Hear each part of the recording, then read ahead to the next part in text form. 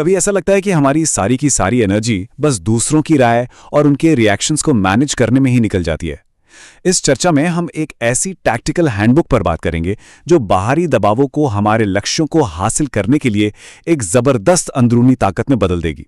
और हाँ, यहां बात दूसरों को कंट्रोल करने की नहीं है, ये तो अपनी किस्मत को कंट्रोल करने के बारे में है। 1 मिनट के लिए जरा सोचिए, हमारा फोकस असल में किसके कंट्रोल में है? क्या ये हमारे अपने हाथ में है या फिर किसी और के रिएक्शन, उनके मूड या उनकी मंजूरी के एक कभी ना खत्म होने वाले इंतजार में फंसा हुआ है? चलिए आज उस कंट्रोल को वापस अपने हाथ में लेते हैं। तो ये है हमारा रोड मैप। हम बाहरी वैलिडेशन यानी दूसरों से मिलने वाली मंजूरी के जाल को समझने से शुरू करेंगे, फिर अपनी अंदर की ताकत बनाएंगे और आखिर में डिटैचमेंट यानी खुद को सही समय पर अलग कर लेने की कला में माहिर बनेंगे। तो सबसे पहली रुकावट है बाहरी मान्यता का जाल। ये वो सिचुएशन है जब हमारे अपने लक्ष्य धुंधले पड़ जाते हैं क्योंकि हम लगातार दूसरों से अप्रूवल चाहते हैं और उनकी राय ही हमारे फोकस और हमारी खुशी को कंट्रोल करने लगती है। ये स्लाइड देखिए, ये सब कुछ साफ कर देती है। क्या हम एक पैसेंजर हैं जो दूसरों की भावनाओं के उतार चढ़ाव के साथ बहते रहते हैं, या फिर हम ड्राइवर हैं जिसका कंट्रोल मजबूती से अपने हाथ में है? तो आज हम यही बात करेंगे कि कैसे ड्राइवर वाली सीट पर बैठा जाए। तो ये बदलाव लाया कैसे जाए? इसकी शुरुआत होती है दूसरों को ये साबित करने की कोशिश बंद करने से कि हम कितने काबिल हैं और अपना पूरा फोकस खुद को बेहतर बनाने पर लगाने से। चलिए अपना वो अंदरूनी इंजन बनाना शुरू करते हैं। और यहीं से सारा खेल बदल जाता है। हर बार जब हम दूसरों को इंप्रेस करने की कोशिश करते हैं तो हम अपनी पावर का एक हिस्सा उन्हें दे देते हैं। असली ताकत तब आती है जब हम उस एनर्जी को अंदर की तरफ मोड़ते हैं और सेल्फ इंप्रूवमेंट को अपनी टॉप प्रायोरिटी बनाते हैं। जब हमारा अंदर का कैरेक्टर मजबूत होता है ना, तो बाहर की राय कोई मायने नहीं रखती। और ये तस्वीर बिल्कुल यही बात कहती है। जब कोई अपने लक्ष्यों पर, खुद पर काम करने में इतना मगन हो तो उसे अटेंशन खींचने की जरूरत ही नहीं पड़ती। उसकी खामोशी, उसका फोकस, वही उसकी असली पावर है।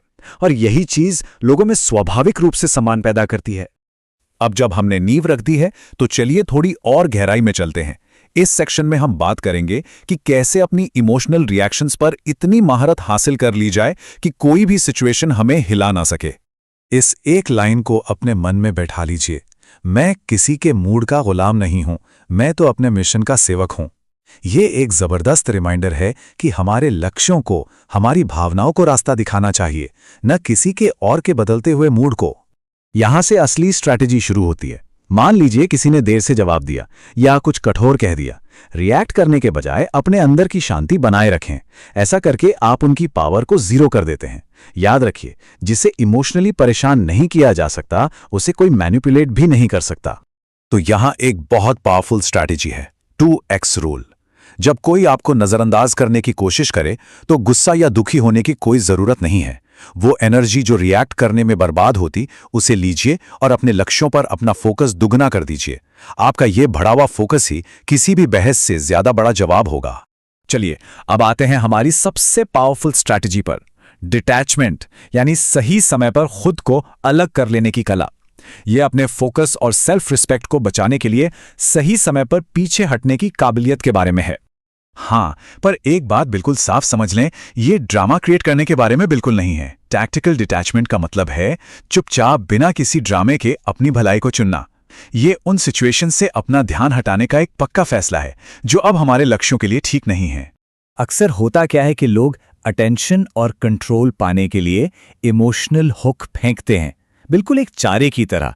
वो एक रिएक्शन चाहते हैं ताकि आपको अपने ड्रामे में खींच सकें। लेकिन यहीं पर आप पूरा गेम पलट सकते हैं। बस उस चारे को पकड़ना ही नहीं है। वो जो रिएक्शन चाहते हैं, जब आप वो उन्हें नहीं देते तो आप उस पूरे खेल की पावर ही खत्म कर देते हैं। और यही सेम चीज बेइज्जती या अपमान पर भी लागू होती है। बहस करने का मतलब है कि आप बस अपनी एनर्जी उन्हें दे रहे हैं।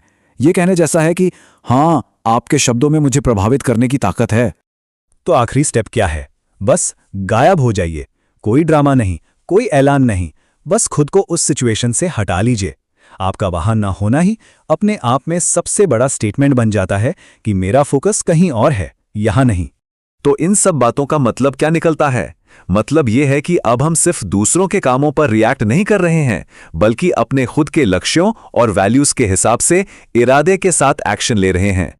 और यही है सबसे जरूरी बात, हमारी शांति, हमारा फोकस और हमारी कीमत, ये सब सिर्फ हम तय करते हैं। असली पावर बाहर से नहीं मिलती, वो तो अंदर से बनानी पड़ती है। तो मैं ये चर्चा एक आखिरी सवाल पर खत्म करना चाहूंगा। आज से ऐसी कौन सी एक चीज है जिस पर आप रिएक्ट करना बंद कर देंगे? बस उस एक चीज को पहचानिए और आज से ही अपनी पावर अपने हाथ में लेना शुरू कीजिए।